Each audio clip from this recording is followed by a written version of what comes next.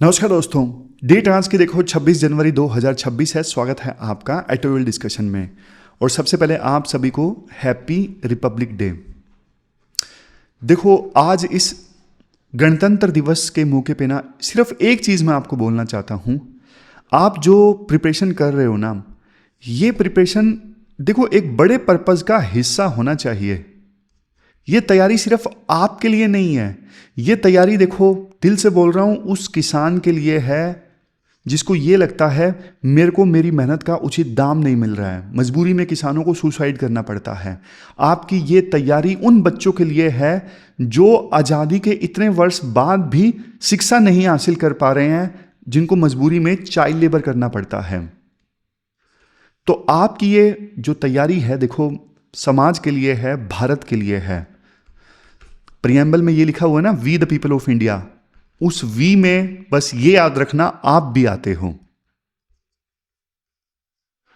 मुझे भी देखो खुशी होती है जब मेरा पढ़ाया कोई स्टूडेंट जो है वो समाज में अच्छा काम करता है। मुझे लगता है जो मैं नहीं कर सका कम से कम मेरा स्टूडेंट कर रहा है।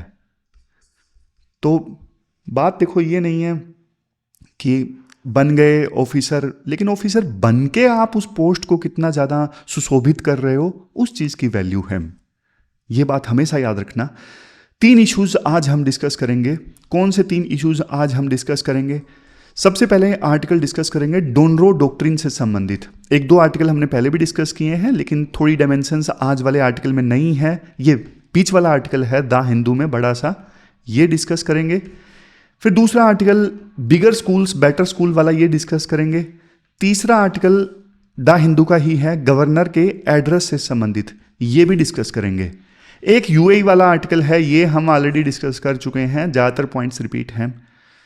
चलिए डिस्कशन स्टार्ट करते हैं। इसके बाद नेक्स्ट आर्टिकल देखो डोनरो डॉक्ट्रिन से संबंधित है। अपने सिलेबस में जीएस पेपर 2 आईआर से इस आर्टिकल को रिलेट कर सकते हो।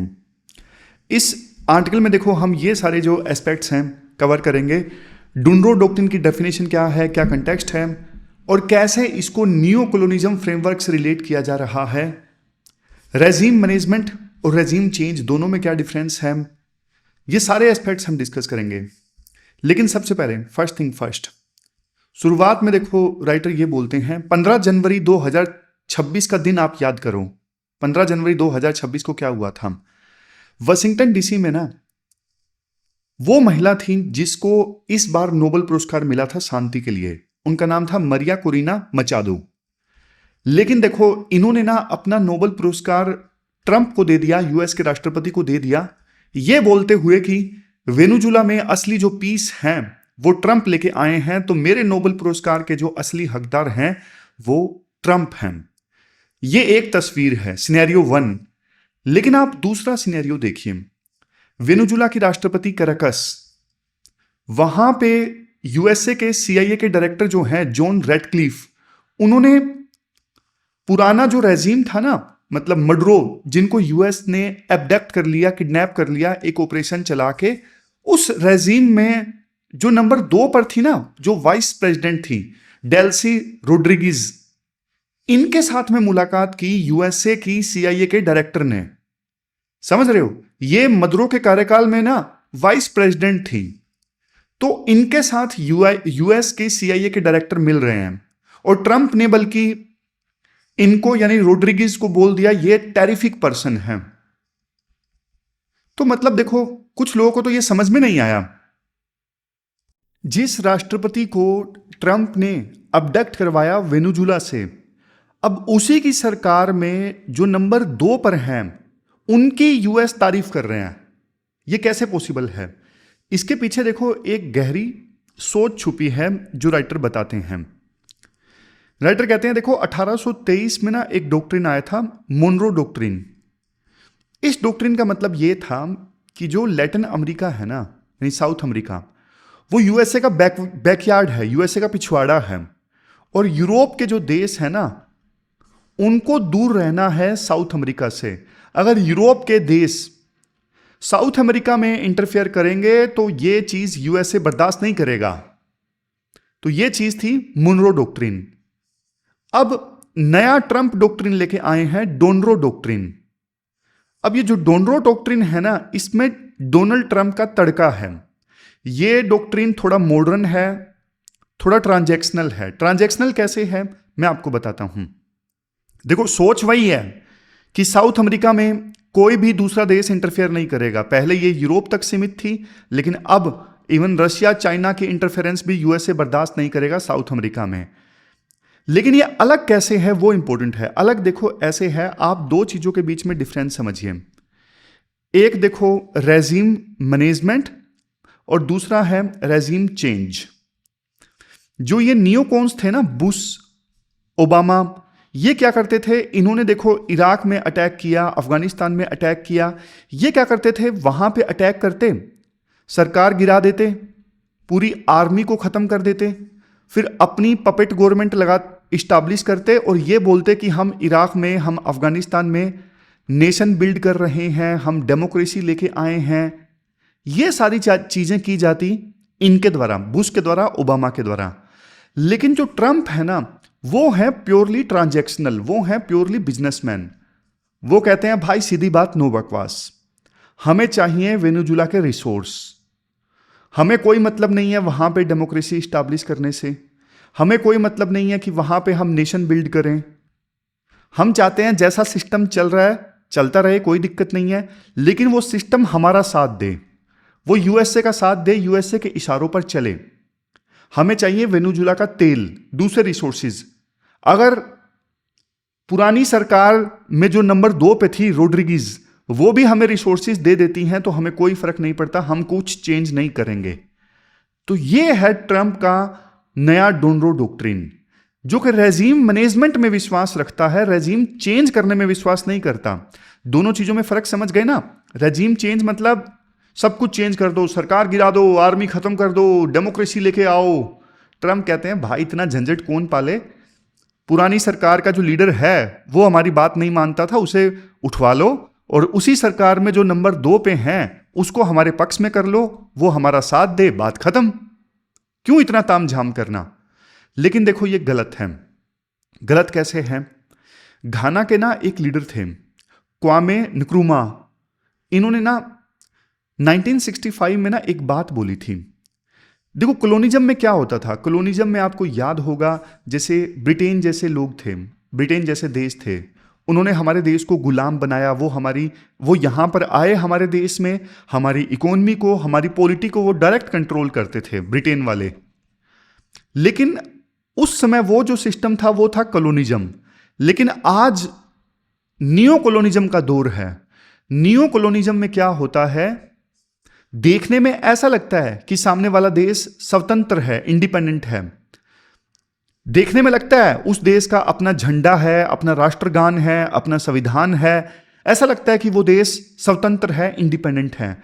लेकिन वास्तव में उस देश का पॉलिटिकल सिस्टम, उस देश की इकोनॉमी वो बाहर से किसी दूसरे देश के द्वारा कंट्रोल की जा रही होती है। यह है नियो कॉलोनिज्म। आप मुझे बताओ, वेनेजुएला के साथ जो हो रहा है क्या वो नियो कॉलोनिज्म नहीं है? 100% नियो कॉलोनिज्म है। देखने में लग रहा है वेनेजुएला जो है वो इंडिपेंडेंट है, लेकिन अब उसका पॉलिटिकल सिस्टम यूएसए के द्वारा कंट्रोल किया जा रहा है, उस देश की इकोनॉमी यूएसए के द्वारा कंट्रोल की जा रही है। तो वो देश कैसे स्वतंत्र है? वो भी गुलाम है एक प्रकार से। और एक चीज आपको बताऊं, एक चीज मैं आपको यह बताता हूं, देखो ट्रंप कितने चालाक आदमी हैं। जिन्होंने उनको नोबेल पुरस्कार दिया, मचादो, उनको तो ट्रंप ने उनके साथ बढ़िया बढ़िया फोटो खिंचवाई, तारीफ की उनकी कि बहुत बढ़िया बहुत बढ़िया, लेकिन उनको ना सत्ता नहीं दी। ट्रंप चाहते तो उनको पावर भी दे सकते थे कि अगली प्रेसिडेंट बहन तुम हो, तुम संभालो अब वेनेजुएला की बागडोर, लेकिन नहीं। ट्रंप है चालू आदमी। ट्रंप को पता है पुरानी सरकार में जो नंबर 2 पे थी ना रोड्रिगीज, वो बहुत काम की पर्सन है। क्योंकि पुरानी सरकार की जो पार्टी थी, यानी मडुरो की जो पार्टी थी, वो अभी भी स्ट्रोंग है। और वहां की वेनेजुएला की जो आर्मी है ना, वो आर्मी इनको, जिनको नोबेल पुरस्कार मिला है ना, उनको पसंद नहीं करती।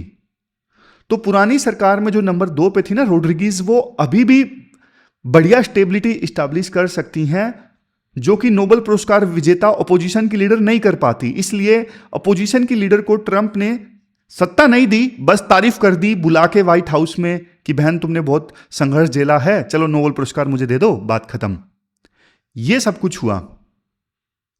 इसके बाद राइटर बोलते हैं देखो, ये वेनेजुला के राष्ट्रपति को ट्रंप ने उठवा लिया। उससे पहले वेनेजुला की हालत तो देखो बहुत खराब थी, हाइपर इन्फ्लेशन थी, बहुत ज्यादा महंगाई थी, इकोनॉमी कोलैप्स कर चुकी थी। तेल का प्रोडक्शन सिर्फ 4 लाख बैरल पर डे हो रहा था, जबकि पोटेंशियल वेनेजुला के पास में बहुत ज्यादा है। थोड़ा बहुत वो तेल बेच रहे थे, वो भी शैडो फ्लीट की सहायता से बेच रहे थे। शैडो फ्लीट मतलब पुराने टैंकर जो ट्रैक नहीं होते, चोरी छुपे चाइना में या फिर क्यूबा में तेल भेजा जा रहा था वेनेजुला के द्वारा, क्योंकि वैसे तो यूएसए ने सैंक्शंस लगा के रखे थे ना। सैंक्शंस की वजह से वेनेजुला तेल नहीं बेच पा रहा था मॉडर्न टैंकर्स में, तो इसलिए पुराने टैंकर्स जो टेक्नोलॉजी साउंड नहीं होते थे, जिनको ट्रैक करना डिफिकल्ट होता था, उन टैंकर्स के सारे चोरी छुपे वेनेजुला थोड़ा बहुत तेल बेच रहा था।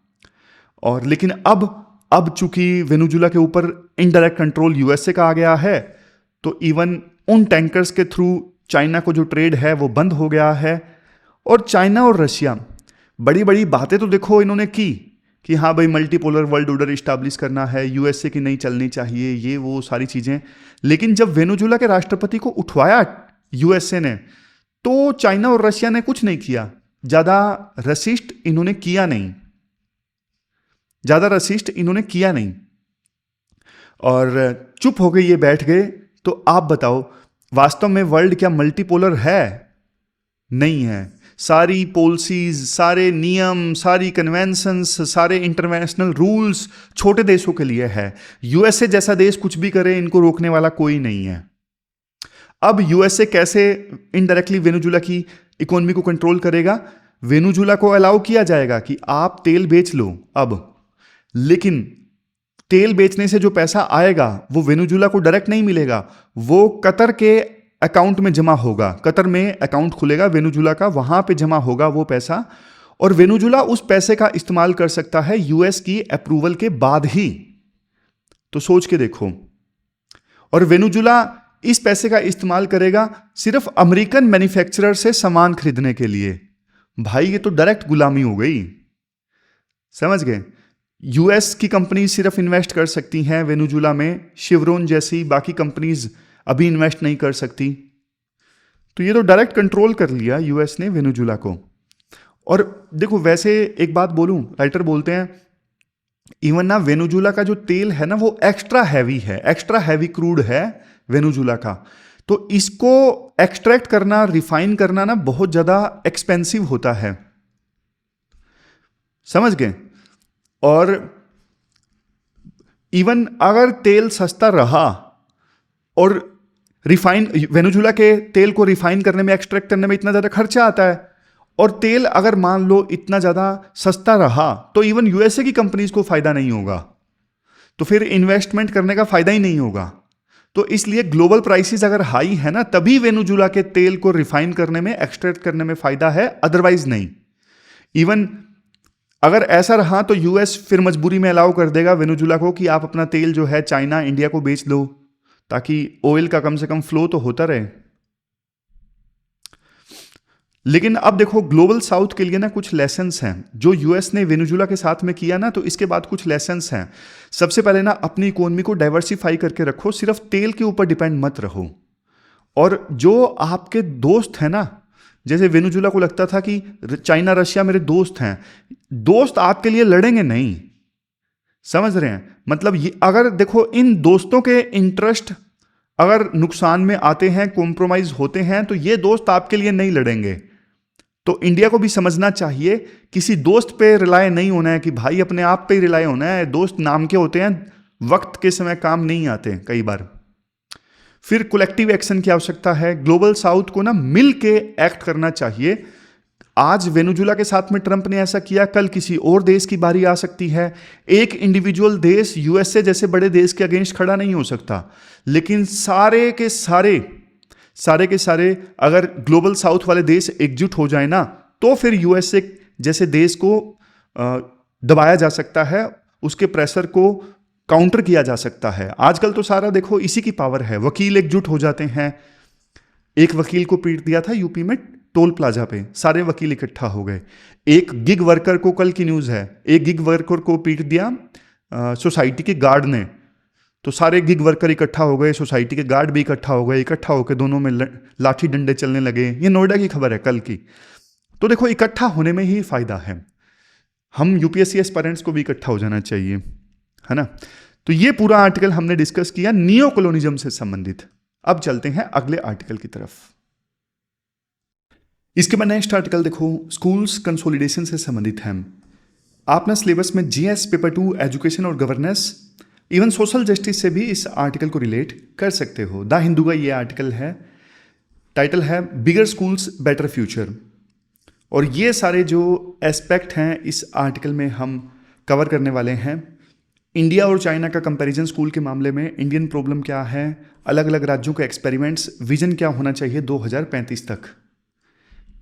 देखो मुझे याद है एक चीज़ कि ना एक आर्टिकल पब्लिश हुआ था कुछ दिनों पहले, जिसमें ना इस बात को लेकर क्रिटिसाइज़ किया गया था कि सरकार जो है वो इतने सारे स्कूल्स को मर्ज कर रही है, छोटे छोटे स्कूल्स को बंद कर रही है।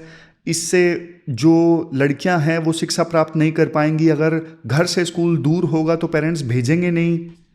और उस समय आर्टिकल अच्छा भी लगा था, लेकिन आज का जो ये आर्टिकल है ना, ये दूसरा पक्ष प्रेजेंट करता है। मतलब इस एंगल से हमने उतना गहराई से नहीं सोचा था। देखो चाइना में आज के समय में ना एवरेज जो स्कूल है उसमें कितने स्टूडेंट्स पढ़ते हैं, 1200 से लेके 2800 के बीच में। इंडिया में एवरेज स्कूल का साइज जानते हो कितना है, कितने स्टूडेंट्स पढ़ते हैं एवरेज स्कूल में? सिर्फ 150 स्टूडेंट्स। एक्चुअली ना राइट टू एजुकेशन एक्ट आया था 2009 में, हमें करना था एजुकेशन को यूनिवर्सलाइज। तो हमने ना जगह जगह स्कूल ओपन कर दिए, कई कई गांव में तो 2-2 3-3 स्कूल हैं। अब वैसे आपको लगेगा यार सही तो है, जितने ज़्यादा स्कूल्स हैं अच्छी बात है, लेकिन नहीं, अच्छी बात नहीं है। क्योंकि देखो बड़े स्कूल जो होते हैं ना, जो मर्ज्ड स्कूल होते हैं, बड़े बड़े कैंपस होते हैं, बड़ी बड़ी लैब्स होती हैं, बड़ी बड़ी स्पोर्ट्स फैसिलिटीज़ होती हैं, हर सब्जेक्ट के लिए स्पेशलाइज्ड टीचर होते हैं, और स्कूलिंग के लिए ना होलिस्टिक इन्वायरमेंट होता है, मतलब सीखने के लिए एक बढ़िया इन्वायरमेंट होता है। अब आप इसे कंपेयर कीजिए इंडिया के स्कूल से। छोटे छोटे स्कूल हैं, कई स्कूलों में तो 100 से भी कम बच्चे पढ़ रहे हैं, एक ही टीचर है पूरे स्कूल में, वही साइंस पढ़ा रहा है, वही फिजिक्स पढ़ा रहा है, वही केमिस्ट्री, वही बायो, वही मैथ, वही हिंदी, वही टीचर सब कुछ काम कर रहा है। वही टीचर प्रिंसिपल भी है, वही टीचर पीएन भी है, वही टीचर मनरेगा स्कीम भी देख रहा है, मनरेगा सॉरी कह रहा हूँ, मनरेगा कहाँ से याद आ गया, वही teacher mid day meal scheme भी देख रहा है। समझ गए? तो एक ही टीचर सारे काम कर रहा है। अब आप इसे कंपेयर कीजिए चाइना के स्कूल से, जहां पे इतने बड़े बड़े स्कूल हैं, इतनी बढ़िया बढ़िया फैसिलिटी है। तो यार जाहिर तौर पे ना इंडिया के स्कूल्स फिर उस मामले में ना सिर्फ क्वांटिटी पे फोकस कर रहे हैं, क्वालिटी पे फोकस नहीं कर रहे हैं। हमारे देश में ना 5.6 लाख स्कूल्स अभी भी ऐसे हैं जहां पे 50 से भी कम स्टूडेंट्स पढ़ रहे हैं। सोच के देखो, 1 लाख स्कूल्स ऐसे हैं जो जहां पे सिंगल टीचर हैं। हालात बुरे हैं। आप कंपेयर करोगे ना, इंडिया चाइना से 3 गुना बड़ा है, फिर भी देखो चाइना में ना नंबर ऑफ स्कूल्स इंडिया के कंपैरिजन में 1/3 है। सोच के देखो, इंडिया के मुकाबले में सिर्फ 1/3 स्कूल्स हैं चाइना में, जबकि इंडिया चाइना से 3 गुना छोटा है, फिर भी 3 गुना ज्यादा स्कूल्स हैं। 40% गवर्नमेंट सेकेंडरी स्कूल्स ऐसे हैं जहां पे 100 से भी कम स्टूडेंट्स पढ़ते हैं। अब सेकेंडरी स्टूडेंट्स, अब 11वीं 12वीं की पढ़ाई है मान लो। अब यार 11वीं 12वीं की पढ़ाई में तो आपको पता है ना, मैथ के लिए, केमिस्ट्री के लिए, फिजिक्स के लिए, सभी सब्जेक्ट के लिए अलग अलग टीचर होने चाहिए ना, इसमें तो कॉम्प्रोमाइज़ नहीं किया जा सकता। लेकिन आप बताओ 40% गवर्नमेंट सेकेंडरी स्कूल्स में 100 से भी कम स्टूडेंट्स पढ़ रहे हैं, तो क्या ऐसे स्कूल्स में गवर्नमेंट के लिए फिजिबल है 5-6 स्पेशलाइज्ड टीचर लगाना सिर्फ 50-60 स्टूडेंट्स के लिए? नहीं, ये फाइनेंशियली पॉसिबल ही नहीं है। इसी वजह से तो फिर सरकार लैब वगैरह नहीं बनवाती। सिर्फ 19% स्कूल्स में लैब्स हैं कंप्यूटर वाली, सिर्फ 51% स्कूल्स में साइंस की लैब्स हैं, सिर्फ 6% स्कूल्स में वोकेशनल इंस्टीट्यूट्स हैं, मतलब वोकेशनल ट्रेनिंग करवाने के लिए। इसीलिए तो सरकार करवाती नहीं है। सरकार को पता है कि भाई इतने कम स्टूडेंट्स के लिए 5-6 स्पेशलाइज्ड टीचर लगवाना, अलग से इतना बड़ा इंफ्रास्ट्रक्चर क्रिएट करना पॉसिबल नहीं है। तो इसलिए एक ही सॉल्यूशन है, स्कूल्स को मर्ज करना, स्कूल्स को कंसोलिडेट करना, कई सारे छोटे छोटे स्कूल्स को मिला के एक बड़ा स्कूल बना देना। कई सारे राज्य अच्छा प्रयास कर भी रहे हैं, जैसे राजस्थान में ना आदर्श स्कूल बनाए जा रहे हैं। हर ग्राम पंचायत में ना एक फुली इक्विप्ड स्कूल होगा, जो बड़ा स्कूल होगा, जो छोटे छोटे स्कूल्स को मर्ज करके बनाया जाएगा, जिसमें सारी फैसिलिटीज होंगी, और ऐसा बड़ा स्कूल हर ग्राम पंचायत में होगा।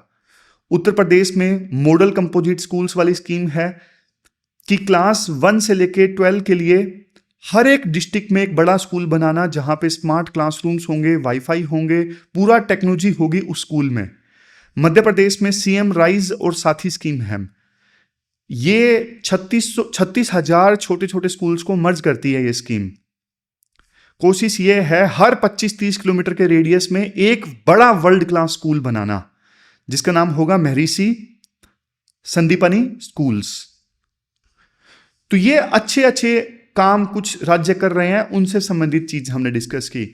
अब देखो, एक चीज आपके दिमाग में जरूर आना चाहिए कि यार अगर स्कूल दूर होंगे तो जाहिर तौर पे फिर लड़कियों का ड्रॉप आउट ज़्यादा होगा, खास करके क्योंकि फिर पेरेंट्स ना अपने बच्चों को, खास करके लड़कियों को, स्कूल भेजते नहीं हैं जब बहुत दूर स्कूल होता है। नज़दीक स्कूल होता है तो भेज देते हैं। राइटर कहते हैं बात देखो सही है, हमें ना सोशल जस्टिस का भी ध्यान रखना है। तो स्कूलों को मर्ज किया जाए ना, तो उसके साथ में ना ट्रांसपोर्ट सिस्टम को भी एक्सपेंड किया जाए।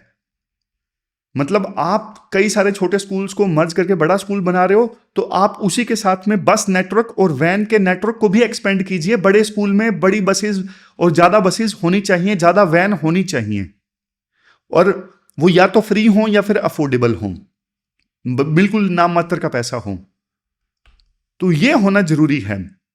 दूसरा, आप ना पेरेंट्स को भी कन्विंस करो कि भाई अच्छा स्कूल ज्यादा बढ़िया है बजाय नियर बाय स्कूल के। आप सोच रहे हो नजदीक में ये स्कूल हैं, भेज दें, नहीं, नियर बाय स्कूल के बजाय अच्छा स्कूल ज्यादा अच्छा है बच्चों के लिए। फिर राइटर एक विजन देते हैं, विजन 2035। इसका रोड मैप समझ लीजिए।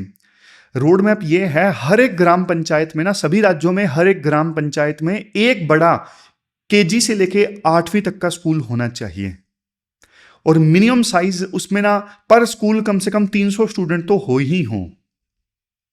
300 स्टूडेंट तो कम से कम उस हर स्कूल में हो ही हो। बेनिफिट, एटलीस्ट 1 डेडिकेटेड टीचर हो पर क्लास, नोट पहली दूसरी तीसरी के लिए एक ही टीचर, नहीं, पर क्लास 1 डेडिकेटेड टीचर।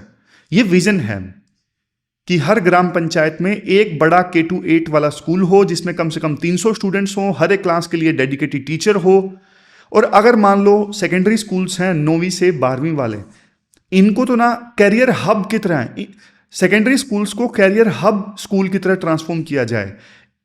ये कंपोजिट सेकेंडरी स्कूल्स में तो देखो साइंस के लैब्स होने चाहिए, वोकेशनल ट्रेनिंग की व्यवस्था होनी चाहिए, कैरियर गाइडेंस की व्यवस्था होनी चाहिए। तो ना, और जो ट्रांजिशन ड्रॉप आउट होता है ना, 8वीं से बच्चा 9वीं में जाता है या 10वीं में 11वीं में जाता है, तो बहुत ड्रॉप आउट हो जाता है। इस ड्रॉप आउट को आपको एड्रेस करना है किसी भी कीमत पे। क्वालिटी इंप्रूव करते वक्त आपको क्वांटिटी के साथ में कॉम्प्रोमाइज नहीं करना है। और द राइटर इसके बाद कुछ अच्छे सजेशंस और भी देते हैं। टीचर्स की जो डिप्लॉयमेंट है वो देखो रैंडम नहीं होनी चाहिए, जरूरत के हिसाब से होनी चाहिए। कौन से टीचर की आवश्यकता कहां पर ज्यादा है, प्लानिंग डिस्ट्रिक्ट लेवल पे, ब्लॉक लेवल पे होनी चाहिए, ना कि दिल्ली में बैठ के या फिर राज्य की कैपिटल में बैठ के प्लानिंग होनी चाहिए। ट्रांसपोर्ट सॉल्यूशन को एक्सपेंड करना ही है, कोई इसमें कॉम्प्रोमाइज नहीं हो सकता। और फंडिंग चाहिएगी तो देखो, समग्र शिक्षा अभियान के फंड्स जो हैं वो यूज करो बड़े स्कूल्स बनाने के लिए, स्कूल्स को कंसोलिडेट करने के लिए। समझ गए? लास्ट में कंक्लूजन में ये बोला जाता है, देखो इंडिया ना एक्सेस की लड़ाई तो जीत चुका है, अब क्वांटिटी की दिक्कत नहीं है, अब क्वालिटी की दिक्कत है, लर्निंग आउटकम की दिक्कत है। स्कूल हमने बना दिए लेकिन उसका रिजल्ट अच्छा नहीं आ रहा है, आउटकम अच्छी नहीं आ रही है, तो हमें यह चीज इंप्रूव करनी है। तो ये पूरा आर्टिकल हमने डिस्कस किया। चलते हैं आगे। फिर इसके बाद तीसरा आर्टिकल देखो, गवर्नर के एड्रेस से संबंधित कंट्रोवर्सी के बारे में है। आपने सिलेबस में जीएस पेपर 2 पॉलिटी से इस आर्टिकल को रिलेट कर सकते हो। ये सारे जो एस्पेक्ट्स हैं इस आर्टिकल में हम कवर करने वाले हैं, जैसे हिस्टोरिकल बैकग्राउंड, मतलब ब्रिटिश ईरा में क्या हुआ करता था और अब क्या होता है, संविधान के प्रोविजंस क्या कहते हैं, गवर्नर के एड्रेस के बारे में मतलब आर्टिकल 175 और 176 क्या कहते हैं, सुप्रीम कोर्ट के क्या वर्डिक्ट हैं, करंट कन्फ्लिक्ट क्या है, वे फॉरवर्ड यानी पुंछी कमीशन और सरकारिया कमीशन की रिपोर्ट्स क्या कहती हैं। शुरुआत करते हैं ब्रिटिश ईरा से। देखो, गवर्नमेंट ऑफ इंडिया एक्ट 1935 आया था। अब इस एक्ट का जो सेक्शन 63 है ना, वो ये बोलता है कि ब्रिटिश रूल के अंडर ना गवर्नर के पास में डिस्क्रिशन है, वो कर सकता है जो भी वो चाहता है। तो मतलब इस एक्ट में तो गवर्नर को पावर दी गई थी, लेकिन वो सिचुएशन अलग थी। लेकिन 2 साल बाद जब प्रोविंसेस को ऑटोनॉमी मिली ना, तब सिस्टम चेंज हो गया। तब ये बोला गया गवर्नर सिर्फ एक कॉन्स्टिट्यूशनल हेड है और उनको वही बोलना पड़ेगा जो इलेक्टेड मिनिस्टर्स एडवाइज करेंगे। यानी ब्रिटिश ईरा के अंदर ही 1937 में जब प्रोविंसेस को ऑटोनॉमी मिली ना, तो सिचुएशन चेंज हो गई और गवर्नर्स की डिस्क्रिशन खत्म हो गई। अब देखो, संविधान के ना 2 आर्टिकल्स हैं, एक है आर्टिकल 175, दूसरा है आर्टिकल 176। अब आर्टिकल 175 ये बोलता है गवर्नर लेजिस्लेटिव असेंबली को एड्रेस कर सकते हैं, लेकिन देखो रेयरली इस प्रोविजन का यूज किया जाता है, रेयरली। जबकि आर्टिकल 176 जो है ना, ये मैंडेटरी है। इसमें ये बोला गया है कि गवर्नर हाउस को एड्रेस करेंगे ही। ये कब होता है? ये होता है किसी भी राज्य में इलेक्शन होते हैं ना, इलेक्शन के बाद जब फर्स्ट सेशन ऑर्गेनाइज होता है, एक तो उस सेशन में और साल के शुरुआत में जब पहला सेशन होता है तब। इन दोनों कंडीशंस में, दोनों सिचुएशंस में गवर्नर लेजिस्लेटिव असेंबली को एड्रेस करेंगे ही। ये चीज मैंडेटरी रखी गई। बाकी देखो दूसरे मुद्दों पर उनकी मर्जी है, ही मे एड्रेस, लेकिन ये रेयरली होता है, ये अक्सर होता नहीं है। मतलब उनकी डिस्क्रिशन इसमें बहुत कम यूज होती है। अब देखो, होता यह है कि वैसे तो देखो संविधान का लॉजिक तो ये कहता है कि चूंकि गवर्नर काउंसिल ऑफ मिनिस्टर्स की एड एंड एडवाइस पे काम करते हैं और गवर्नर जो स्पीच देते हैं ना, उसके बाद में मोशन ऑफ थैंक्स पास करना होता है सरकार को असेंबली के अंदर। अगर सरकार गवर्नर की स्पीच के बाद में मोशन ऑफ थैंक्स को पास नहीं करवा पाती तो सरकार गिर जाती है, समझे? तो मतलब ये सरकार की पॉलिसीज की वोटिंग है। तो भैया सरकार की पॉलिसीज की वोटिंग है तो फिर गवर्नर सरकार की पॉलिसीज के बारे में ही बताएंगे ना अपनी स्पीच में, अपने पर्सनल व्यूज तो बताएंगे नहीं। ऐसा तो है नहीं कि उनके पर्सनल व्यूज के बाद में वोटिंग हो और सरकार गिर जाए, है ना? जब देखो संविधान ये कहता है गवर्नर की स्पीच के बाद में मोशन ऑफ थैंक्स पास करवाना पड़ता है। अगर वो मोशन ऑफ थैंक्स पास नहीं करवाया जाता है तो सरकार गिर जाती है। लेकिन देखो अगर मान लो ये सरकार की पॉलिसीज की वोटिंग है तो फिर गवर्नर को सरकार की पॉलिसीज के बारे में ही बताना पड़ेगा ना अपनी स्पीच में। ये तो लॉजिक है। लेकिन कई बार देखो ऐसा हुआ है कि गवर्नर कुछ पार्ट्स स्किप कर देते हैं, अभी उसके बारे में हम डिस्कस भी करेंगे। और सुप्रीम कोर्ट का भी ना इनके ऊपर जजमेंट्स आए हैं, जैसे शमशेर सिंह केस था 1974 का। इसमें सुप्रीम कोर्ट ने बिल्कुल क्लैरिफाई कर दिया था कि गवर्नर जो हैं वो सिर्फ फॉर्मल हेड हैं, उनको काउंसिल ऑफ मिनिस्टर्स की एड एंड एडवाइस से काम करना है, उनके पास में कोई अथॉरिटी नहीं है स्पीच चेंज करने का। कैबिनेट उनको स्पीच देती है कि गवर्नर जी आपको ये स्पीच बोलनी है, जब आप हाउस को एड्रेस करोगे अपने पर्सनल व्यूज आप उसमें नहीं बता सकते। ये चीज सुप्रीम कोर्ट ने 1974 शमशेर सिंह केस में क्लैरिफाई भी कर दी थी। इवन 2016 के नबम रेबिया केस में भी 5 जजों की कॉन्स्टिट्यूशनल बेंच थी, इन्होंने भी ये क्लैरिफाई कर दिया था कि आर्टिकल 175 और 176 में गवर्नर की कोई डिस्क्रिशनरी पावर नहीं है, उनको वही स्पीच पढ़नी होगी जो कैबिनेट ने उनको दी है। वो कुछ पैराग्राफ्स स्किप नहीं कर सकते, पैराग्राफ को चेंज नहीं कर सकते। लेकिन देखो रियलिटी में ऐसा होता नहीं है, खास करके ओपोजिशन रूल्ड स्टेट्स में, जहाँ पे अपोजिशन की सरकारें होती हैं ना, वहाँ पे अक्सर हम देखते हैं कि जो गवर्नर हैं थोड़ी पॉलिटिक्स करते हैं। जैसे तमिलनाडु में अभी गवर्नर RN रवि ने ना कुछ पार्ट्स को स्किप कर दिया। द्रविडियन मॉडल से संबंधित कुछ पार्ट्स थे जिनको स्किप कर दिया गया गवर्नर के द्वारा, और बाद में स्टालिन ने जब रेजोल्यूशन पास कर दिया इमीडिएटली उस स्पीच को लेके, तो गवर्नर चले गए, फिर उन्होंने हाउस को वॉकआउट कर दिया। केरला के गवर्नर आरिफ मोहम्मद खान ने उन्होंने सेंटर के अगेंस्ट क्रिटिसिज्म को पढ़ने से इनकार कर दिया वहाँ की लेजिस्लेटिव असेंबली में। कर्नाटक के गवर्नर थे, उन्होंने तो स्पीच को पढ़ा ही नहीं, बस लास्ट लाइन को पढ़ा, लास्ट 2-3 लाइनों को पढ़ा और स्पीच को 1 मिनट के अंदर अंदर खत्म करके वो चले गए। तो ये देखो आप, एक पैटर्न है, ये चीज ना वहीं पे हो रही है जहां पे ऑपोजिशन रूल्ड सरकारें हैं। गवर्नर का भी पर्सपेक्टिव सुन लीजिए। गवर्नर ये कहते हैं कि देखो भैया, मैंने आर्टिकल 159 के तहत शपथ ली है, मैं संविधान को प्रिजर्व करूंगा, प्रोटेक्ट करूंगा, डिफेंड करूंगा, तो मैं गलत चीजें क्यों पढ़ूं जो संविधान के अगेंस्ट है, ये गवर्नर बोलते हैं। डेमोक्रेटिक व्यू ये कहता है, देखो गवर्नर जो है वो अनइलेक्टेड है। डेमोक्रेसी में इलेक्टेड गवर्नमेंट जो है वो सुप्रीम है पॉलिसी मेकिंग में, और एक अपॉइंटी जो है गवर्नर, वो लोगों द्वारा चुने गए प्रतिनिधियों को दबा नहीं सकता, ये डेमोक्रेटिक व्यू बोलता है। और इवन देखो समय समय पर जो कमीशन आए ना, जैसे सरकारिया कमीशन आया 1983 में, इन्होंने भी, सरकारिया कमीशन ने बोला कि देखो गवर्नर की जो पोस्ट है ना वो डिटैच्ड होनी चाहिए। गवर्नर को अपॉइंट करने से पहले चीफ मिनिस्टर को कंसल्ट किया जाए ताकि चीफ मिनिस्टर के साथ में उसका फ्रिक्शन ना हो बाद में। इवन पुंची कमीशन ने भी यही बोला। पुंची कमीशन ने बोला भैया फेडरलिज्म ना कोऑपरेटिव होना चाहिए, गवर्नर का कार्यकाल फिक्स कर दो उसकी इंडिपेंडेंस इंश्योर करने के लिए। गवर्नर की पोस्ट देखो सेंट्रल गवर्नमेंट ना पॉलिटिसाइज कर देती है। पास्ट में यूपीए की सरकार ने भी ऐसा किया है और अब एनडीए की सरकार भी ऐसा कर रही है। तो सेंट्रल गवर्नमेंट ना अपनी पार्टी का एजेंडा प्रमोट करने के लिए ना अपोजिशन रूल्ड स्टेट्स जहां पे होते हैं ना, वहां पे फिर गवर्नर का मिसयूज किया जाता है, वहां पे गवर्नर की पोस्ट को पॉलिटिसाइज किया जाता है। तभी तो ये सारे इंसिडेंट अपोजिशन रूल्ड स्टेट्स में हुए, बीजेपी वाले स्टेट्स में नहीं हुए। सोच के देखो, क्योंकि गवर्नर की पोस्ट जो है वो पॉलिटिसाइज हो चुकी है। गवर्नर ऐसा बंदा होना ही नहीं चाहिए जो पास्ट में पॉलिटिक्स में रहा। गवर्नर तो देखो ऐसे बंदों को बनाओ ना जो साइंटिस्ट रहे हैं, जो मिलिट्री में रहे हैं, ऐसे ऐसे बंदों को बनाओ, बढ़िया बढ़िया। तो कंक्लूजन में यही बोला जाता है कि देखो गवर्नर को ना कॉन्स्टिट्यूशनल मोरालिटी फॉलो करनी चाहिए। गवर्नर की पोस्ट एक हाई ऑफिस पोस्ट है, उनको चुनी हुई सरकार का सम्मान करना चाहिए, उसी के मैंडेट के हिसाब से चलना चाहिए।